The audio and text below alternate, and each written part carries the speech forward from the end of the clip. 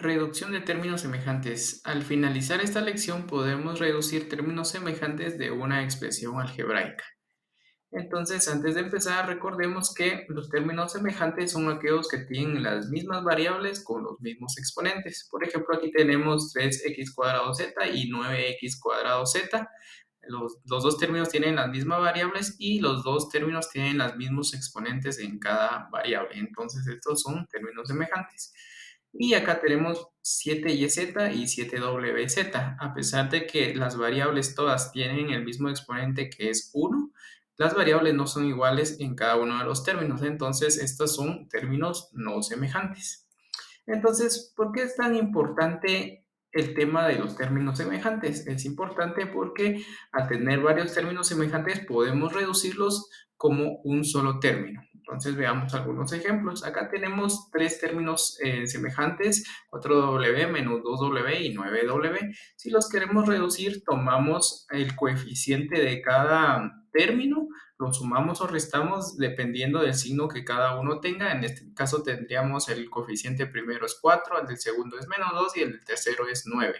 Sumamos los tres coeficientes y restamos los que sean apropiados y nos da 11w. Entonces el término reducido sería 11w. Por eso es importante el tema de los términos semejantes, porque estos tres los pudimos reducir a un solo término semejante. Entonces veamos cuál es el procedimiento para reducir términos semejantes. Primero es que vamos a obtener el coeficiente de cada término, lo vamos a identificar correctamente y lo vamos a sumar o restar dependiendo de su signo con los demás coeficientes de los términos semejantes. Y de último solo vamos a copiar una vez nada más las variables que compartan estos términos semejantes. Por ejemplo, tenemos estos tres términos semejantes. Identificamos los coeficientes, el del primer término es menos 1. Como no aparece explícito el 1, pero sí aparece el signo menos, asumimos que el 1 está implícito, entonces por eso el coeficiente del primer término es menos 1, el del segundo término es 3 y del tercer término es 18. Vamos a hacer las operaciones que nos indica ahí, menos 1 más 3 nos da 2, más 18 nos da 20 positivo.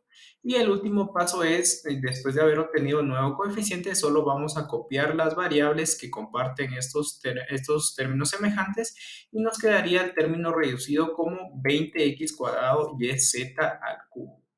Veamos más ejemplos. Vamos a trabajar ahora con expresiones algebraicas. Tenemos esta expresión algebraica y vamos a reducir los términos semejantes. Tenemos acá del lado izquierdo las instrucciones y vamos a ir siguiéndolas paso por paso. Primero vamos a hallar los términos semejantes, que en este caso tenemos menos 2x y 6x, son los términos semejantes. Vamos a reducir los términos semejantes, entonces primero identificamos los coeficientes de cada término. El del primer término es menos 2 y el coeficiente del segundo término es más 6. Vamos a sumarlos o restarlos como nos digan los signos y en este caso tenemos menos 2 más 6 nos da 4 positivo. Finalmente a este nuevo coeficiente que acabamos de encontrar solo le agregamos la variable que comparten ambos términos semejantes, que en este caso es la variable x. Ahora vamos a operar los números que no tengan variables. En este caso tenemos dos números que no tienen variables, que son 7 positivo y 1 negativo. Entonces nos da 7 menos 1 y tenemos 6. Entonces, hasta el momento lo que hemos resuelto es que nuestros términos semejantes se reducen a 4x y los números que no tienen variables se reducen a 6.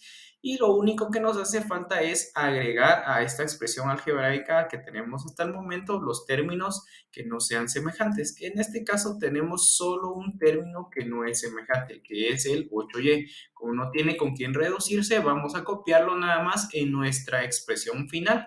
Y nuestra expresión reducida, expresión algebraica reducida, sería la que vemos acá en el cuadro rojo.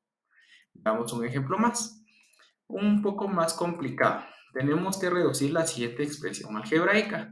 Tenemos acá nuestras instrucciones y vamos a empezar. Vamos a hallar primero los términos semejantes. Notamos que el primer término y el cuarto son semejantes. Tenemos menos xw cuadrado y menos 7xw cuadrado. Vamos a reducirlos, identificamos sus coeficientes. Desde el primer término, como no aparece un número, vamos a asumir que el número es 1. Como aparece un signo negativo, entonces va a ser -1.